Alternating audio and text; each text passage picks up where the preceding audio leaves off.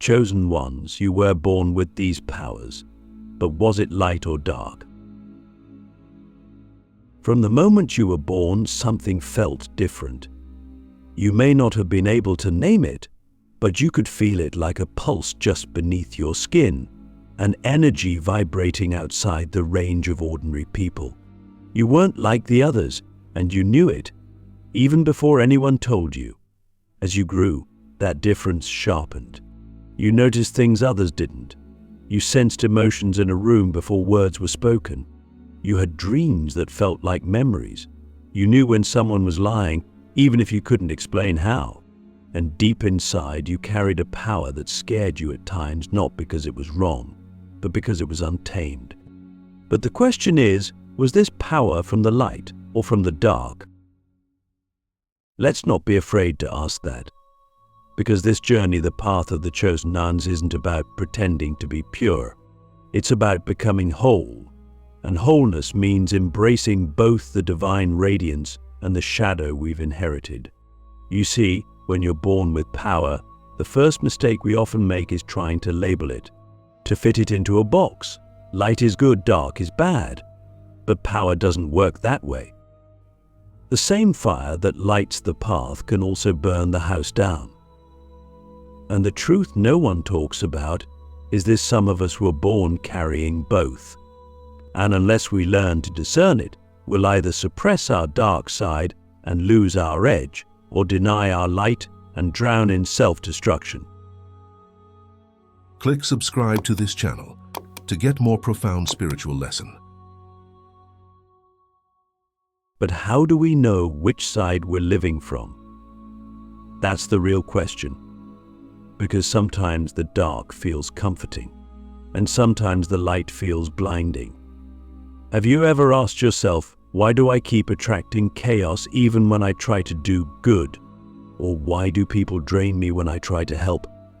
That's not weakness. That's misaligned power. The chosen ones carry a field of frequency so potent it either heals or harms, depending on how you wield it. If you ignore it, it controls you. But if you confront it, it transforms you. I remember being young and feeling this strange ability to shift the energy in a room just by walking in. People would either be drawn to me or repelled. There was no middle ground. And I used to think something was wrong with me, that I was too intense, too sensitive, too emotional. But what if it wasn't a flaw? What if it was a sign? That your soul came here with a certain frequency, and that frequency carries weight, responsibility, even. And depending on how aware you are, you either awaken others or awaken their shadows. And that's when the tests begin. You'll notice patterns. People project their darkness onto you. You become the scapegoat, or you become their savior. Neither role is true, but both are invitations to learn your true role. Because the more powerful you are, the more the universe hides your gifts behind obstacles. Why? To protect them, to temper you. You were never meant to use your powers without first being broken open. And sometimes that means betrayal, abandonment, isolation, sickness, financial collapse, spiritual disillusionment. It's not punishment, it's purification. But here's the hidden truth. Power isn't activated by comfort. It's activated by contrast. You needed the shadow to understand the light. You needed the pain to refine the gift. You needed to be forgotten, ignored, mocked, because your ego had to die before your frequency could rise. So now the real question becomes not, was I born with power, but what frequency does my power now serve? And that's where your choice begins. Because unlike what many believe, being chosen doesn't mean being enslaved to your gift. It means learning to direct it. But how do you know if your gift is leaning dark or light? It's not about how you look, how you speak, or even what you believe. It's about what your energy does to others. When you speak, do people feel seen or controlled?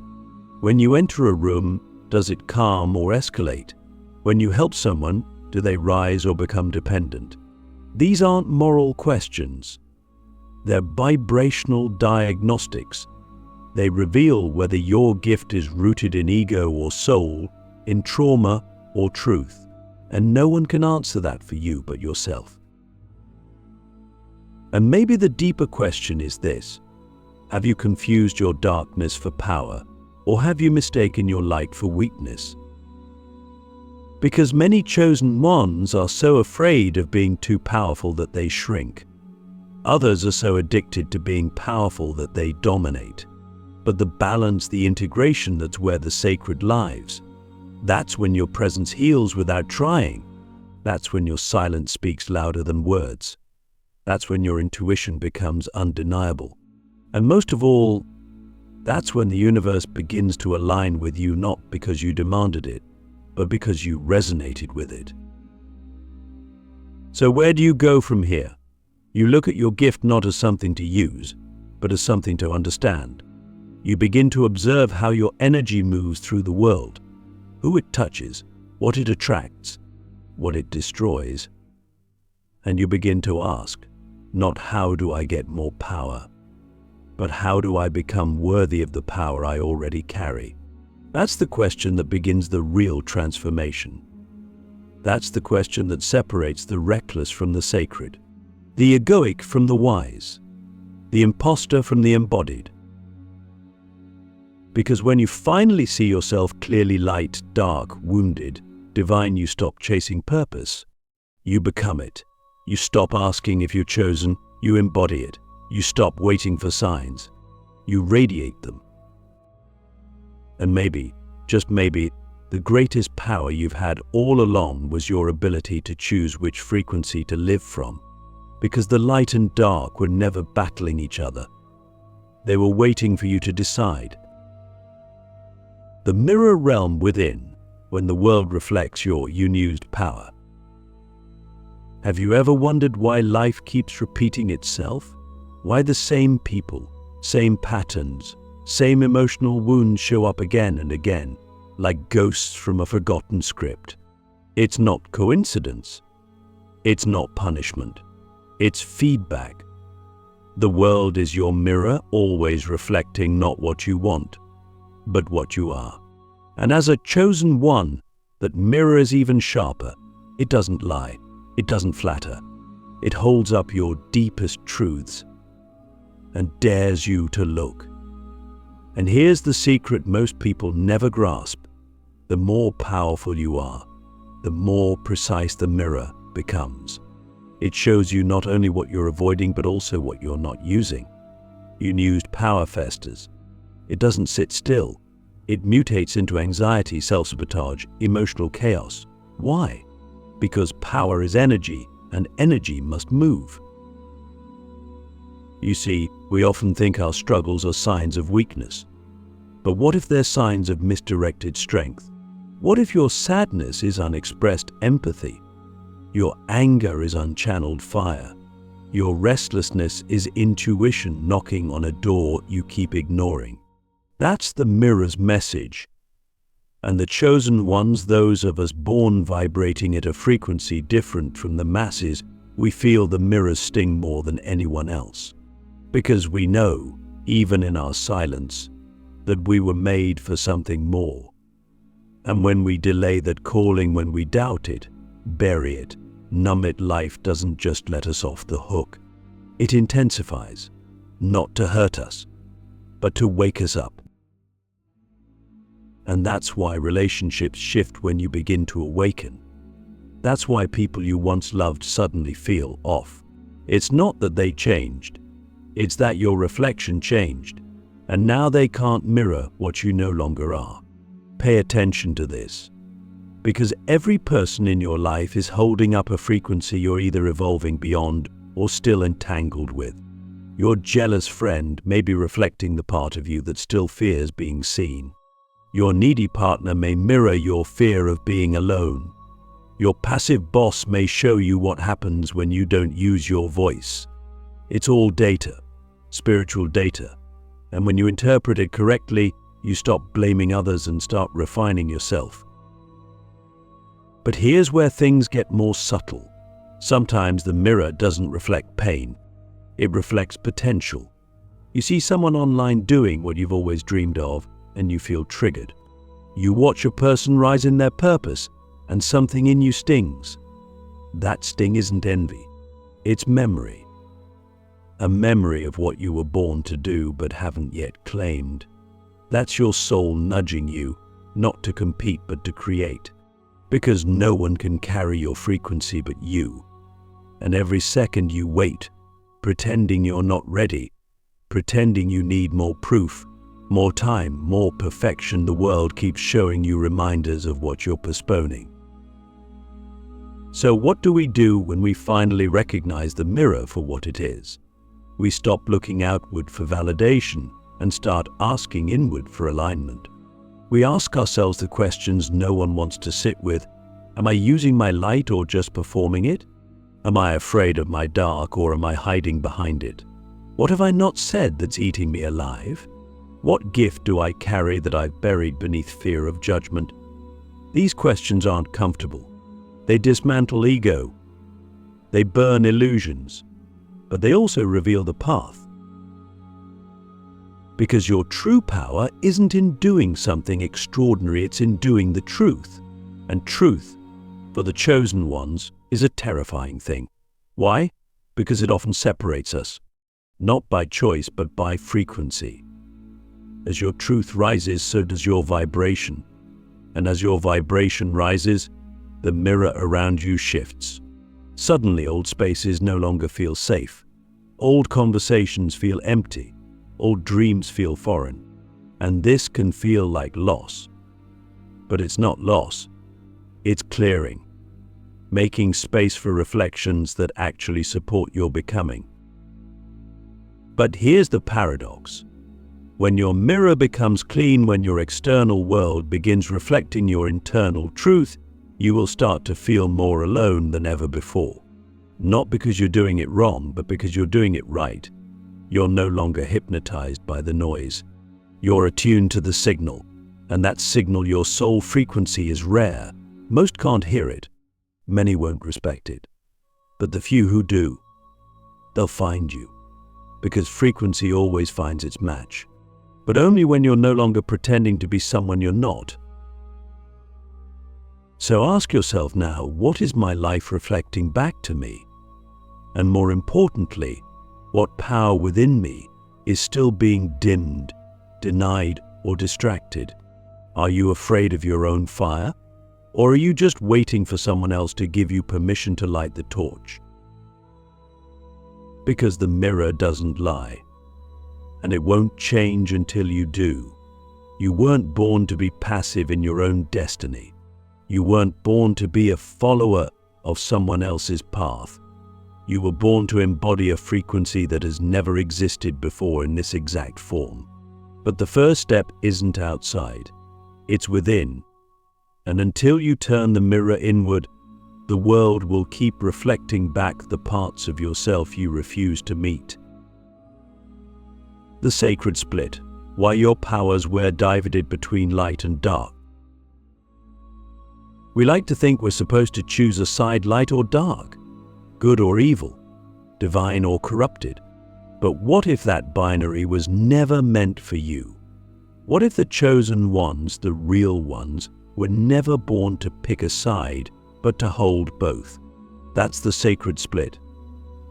The division of power that you didn't ask for, but inherited the moment your soul chose to incarnate here. One part light, one part shadow, one hand open to heal, the other clenched to protect. One eye seeing into truth, the other into illusion. And if you've ever felt like your own energy contradicts itself, like one day you're full of compassion and wisdom, and the next you're drowning in rage or numbness, it's not a flaw. It's a map. A cosmic code, one designed to teach you how to navigate duality without being consumed by it. The split isn't a punishment, it's your training ground. The universe didn't divide your gifts to confuse you. It split them to make you conscious of them. Because only through contrast can we discover what our powers truly are. Imagine if all you ever felt was light, you wouldn't know it was light. You wouldn't understand its cost, its gravity, or its value. And if all you ever lived in was darkness, you'd think the weight was natural. But the chosen ones live in the tension between both.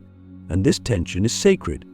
It's the furnace where real spiritual maturity is forged, where you stop trying to be pure and start striving to be honest. You were born with the capacity for deep light, love, healing, clarity, connection. But if we're being honest, you were also born with the capacity to destroy yourself, others, your mission. This is the paradox. And most spiritual teachings try to suppress the dark instead of integrating it. But that's a mistake. Because suppressed darkness doesn't vanish, it mutates into passive aggression, into self-hatred, into spiritual bypassing and false peace. The real path of power is integration. It's learning to sit with the shadow, not worship it, not avoid it, but listen to it. Because your shadow knows things your light does not. It remembers the lies you swallowed. It carries the fire that burned in silence. It holds the keys to boundaries, to discernment, to personal sovereignty. Let me ask you something raw. When was the last time you sat with your anger and asked it what it was guarding? When did you last let your jealousy speak, not to feed it, but to understand the need it hides? Have you ever looked at your darkness without shame, without fear, and simply said, "Show me what you want me to see"? Because in that moment, the sacred split begins to close. You no longer feel torn between being a good person and being a powerful one. You realize they're not opposites. They were always meant to walk together. This is why the world has always feared the chosen ones who awaken, not because of the light they carry, but because of the darkness they've tamed. Because someone who has danced with their demons and not been devoured becomes unshakable. They speak with depth, not just brightness. They radiate truth that pierces illusion. They don't need to preach. Their presence becomes the lesson. These are the ones who walk into a room and shift energy, not because they demand attention, but because their frequency cannot be ignored. Not light, not dark, but whole. And this wholeness, it's not a final destination. It's a daily choice. It's choosing to embrace your contradictions instead of hiding them. It's refusing to amputate parts of your being just to make others comfortable. It's owning that sometimes the most sacred thing you can do is say no. Sometimes it's silence. Sometimes it's leaving. Sometimes it's rage, transmuted into protection. It's all sacred, all of it. So don't fall for the illusion that you must pick a side. You are the balance. You are the bridge between the dimensions. The evidence that light doesn't need to erase the dark to be powerful, and that darkness doesn't need to destroy to be respected. The final alignment, when you no longer fear your own frequency. There comes a moment in the journey of every chosen one where you stop running not from the world, not from others, but from yourself. This is the threshold, the edge of the map, the place where all illusions fall away and something deeper begins to emerge. It's not a ritual. It's not an affirmation. It's a confrontation with your frequency. Raw, undeniable, unfiltered. And the most terrifying thing isn't that others can't handle it, it's that for most of your life, you couldn't either. Because the full magnitude of who you are, when not restrained by social norms, spiritual masks, or inherited shame, is immense. And when you realize that you don't just wake up, you remember. You remember that you didn't come here to blend in. You didn't come here to be agreeable. You didn't come here to carry your family's pain or society's confusion. You came here to be a rupture in the pattern, a living signal, a walking shift. And when you stop fearing your own frequency, everything around you begins to change. Not because it suddenly becomes easy, but because you stop diluting yourself to make others comfortable. You stop negotiating your power to keep peace. You stop editing your truth to remain light. and you begin to live with a kind of intensity that cannot be explained, only felt. And this is when the world reacts. When you align fully without apology, the world will either respond with recognition or resistance. But both are forms of confirmation. When people honor your truth, it's a mirror of your own self-respect. And when they recoil or misunderstand, it's not your cue to shrink, it's a sign you've exceeded the vibration they're still stuck in. Don't back down. Not now. Not when your presence has finally become a transmission. Because your very being becomes the message. Your frequency starts doing the work. People may not understand you, but they will feel you. And feeling is always more powerful than understanding. You'll notice that you speak less, but impact more. You'll start attracting those who resonate with your soul, not your wounds. The situations that once triggered you won't even register. The fear that used to control your decisions now feels irrelevant. And in that space of freedom, something wild and ancient within you awakens. It's not just power, it's peace. Not the passive peace that avoids conflict, but the radical peace that comes from being fully aligned with your design. You stop needing to convince anyone of anything. You no longer argue with life. You become an extension of divine will because finally you're not resisting your own blueprint. But alignment isn't an achievement. It's a responsibility. When you are this tuned in, everything you touch carries weight. Your words shape timelines. Your thoughts influence fields. Your presence becomes a portal. And this is where the sacred discipline comes in, not to control, but to honor. Honor the gift. Honor the vessel. Honor the code you came here with, because you are no longer just navigating reality, you're bending it. Not through manipulation, but through vibration, through clarity, through embodiment. And still, in the midst of this power, humility must stay close. Because even in your highest frequency, there are layers of illusion waiting to be revealed. You're not above anyone, but you are responsible for what you now know. You don't use your light to blind others. You use it to illuminate the dark corners, first within, then without. You use your shadow not to intimidate, but to protect what is sacred. You walk as one who has died many ego deaths and resurrected in purpose. You walk as one who has earned their silence, their intuition, their vision. And maybe the deepest secret of all is this: your frequency was never meant to make you popular. It was meant to make you sovereign. You weren't meant to fit in, you were meant to recalibrate the grid. And the more you step into that truth, the more magnetic, more grounded, more untouchable you become. Not because you've gained something new, but because you finally stopped fearing what was always inside you. So here we are, at the end and yet the beginning. You were born with powers, yes. You've carried the vibration of a universe aching to express itself through your form. But the ultimate question was never whether it was light or dark. The question was, would you have the courage to claim it, hold it, and live it fully without shame? Would you stop running from your fire long enough to realize it was meant to warm, not burn? Would you trust your own frequency enough to stop shape-shifting and stand still in the center of your storm? Because now you know, light and dark are not enemies. They are ingredients. And you are the alchemist, the chosen one. Not because someone told you, but because now finally you know,